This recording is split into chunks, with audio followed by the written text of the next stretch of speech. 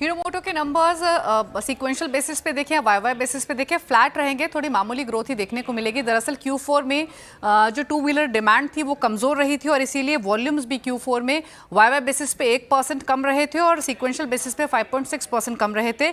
Although जो इनका average selling price है वो इंप्रूव होते हुए दिखाई देगा 3% के आसपास, क्योंकि इंप्रूव प्रोडक्ट मिक्स की वजह से 125 सीसी सेगमेंट की जो बाइक्स हैं वो ज़्यादा बिकी हैं।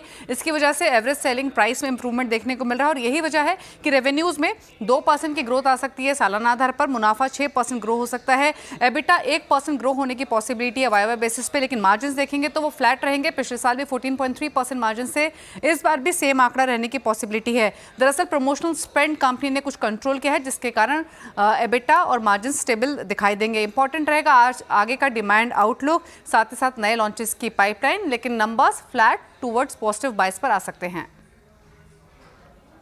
ओके, हीरो मोटो को आपकी अगर आपकी एक्सपेक्टेशन है। अच्छा, मैं अगले नंबर पे जाऊँ उससे पहले बहुत जल्दी में राजेश पारवे जी एक्सिस सिक्योरिटीज से जुड़ चुके हैं, उनका ट्रेड लेते हैं, फिर यतिन के पास चलते हैं भारतीय एयरटेल के लिए। राजेश जी, गुड आफ्टरनून, आपका ट्रेड क्या रहेगा इस वक्त का? Good afternoon Virendra ji. तो ब्रिटानिया यहाँ पे पसंद आ रहा है, जिस तरीके का ब्रेकआउट यहाँ पे डेली वीकली टाइम फ्रेम पे बनते हुए दिखा है, हमें लगता है ब्रिटानिया का ये मूव फर्दर एक्सटेंड होते हुए दिख सकता है। 5700 5720 के टारगेट के लिए बाय किया जा सकता है विद स्टॉप लॉस ऑफ 5565।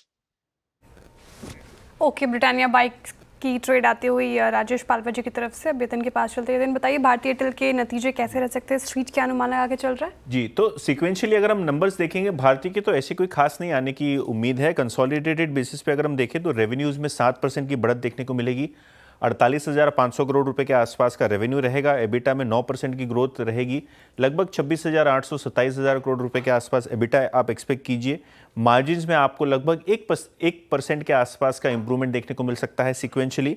और नेट प्रॉफिट अगर हम देखें तो पिछले साल एक एक्सेप्शनल गेन था, उसको अगर आप नॉर्मलाइज करें तो यहाँ भी आपको एक सिंगल डिजिट ग्रोथ देखने को मिलेगी। इंडिया मोबाइल बिजनेस की बात करें तो रेवेन्यू केवल 2% सीक्वेंशियली बढ़ेंगे। आरपू लगभग फ्लैट रहेगा 246 रुपए के आसपास, जो पिछले क्वार्टर लगभग 245 रुपए के आसपास था।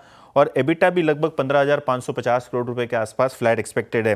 हालांकि अगर हम बात करें फैक्टर्स की, तो जो एयरटेल अफ्रीका बिजनेस है यहाँ कंट्रीब्यूशन आपको बढ़ता हुआ नजर पड़ेगा, क्योंकि वहाँ टैरिफ हाइक हुई थी, बेस छोटा है, ग्रोथ ज़्यादा है, जिसके कारण कंसोल नंबर्स इंप्रूव होते हुए दिखेंगे सीक्वेंशियली। हालांकि इंडिया मोबाइल बिजनेस का स्लोएस्ट रेवेन्यू ग्रोथ रहेगा पिछले 2 सालों का।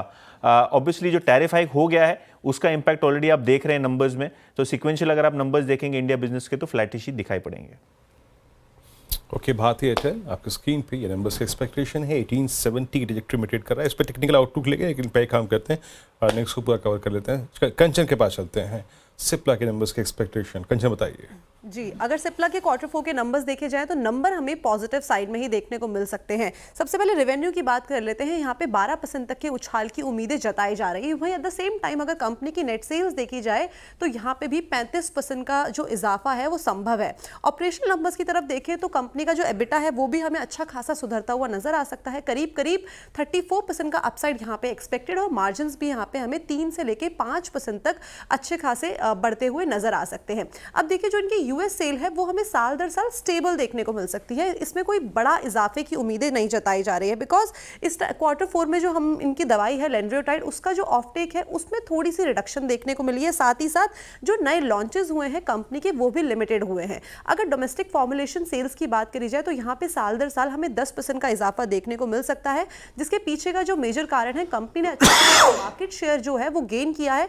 और ये जो मार्केट शेयर गेन हुआ है उसके पीछे का कारण है इनका जो कार्डियोलॉजी, यूरोलॉजी और साथ ही साथ गैस्ट्रो बिजनेस है, वहां पे अच्छी खासी हमें ग्रोथ देखने को मिली है। अब की फोकस एरिया क्या होंगे? की फोकस एरिया ये होगा कि जो इनका यूएस जेनरिक मार्केट है वहां पे इनहेलेशन और साथ ही साथ जो इनकी पेप्टाइड एसिड है उसके ऊपर किस तरीके की प्रोग्रेस है, और अगर हम डोमेस्टिक या इंडियन मार्केट की बात करें तो वहां पे सेमाग्लोटाइड को लेके किस तरीके की प्रोग्रेस आती है, नए लॉन्चेस किस तरीके के हैं, और साथ में इनका जो सागा सेगमेंट है यानी कि जो बाकी की ज्योग्राफीज है वहाँ पे कंपनी किस तरीके से एक्सपैंड कर रही है, किस तरीके के लॉन्चेस कर रही है, यूएस एफडीए की तरफ से कितने अप्रूवल्स आते हैं। ओके, चलिए, तो ये इस समय कुछ प्रीव्यूज़। पूरी टीम को शुक्रिया ये सारे प्रीव्यूज़ सामने रखने के लिए। 4 का चौका की शुरुआत करते हैं, थोड़ा लेट हो गए, लेकिन मानस आपने क्या पिक किया सस्ता ऑप्शन में? देखिए, सस्ता ऑप्शन में